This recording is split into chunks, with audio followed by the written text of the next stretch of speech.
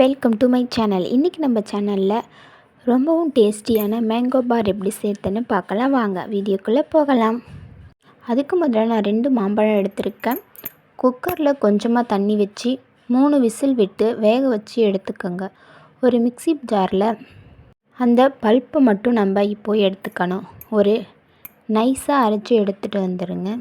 கடாயில் இப்போது நம்ம அரைச்சி வச்சுருக்கிற பேஸ்ட்டை அதில் ஆட் பண்ணி தேவையான அளவு உப்பு, சர்க்கரை, நான் 1/2 கப் சர்க்கரை சேர்த்துருக்கேன்.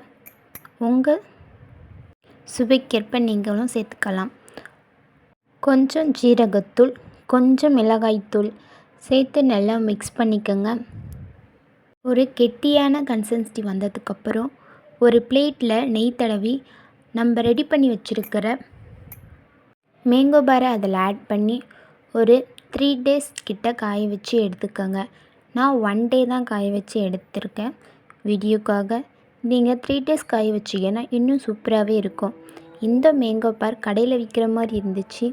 நீங்களும் ட்ரை பண்ணி பாருங்கள். எப்படி இருந்துச்சுன்னு உங்கள் ரிசல்ட்டை மறக்காமல் கமெண்ட் பாக்ஸில் கமெண்ட் பண்ணுங்கள். நம்ம சேனலில் நிறைய பேர் சப்ஸ்கிரைப் பண்ணாமலே பார்த்துட்ருக்கீங்க.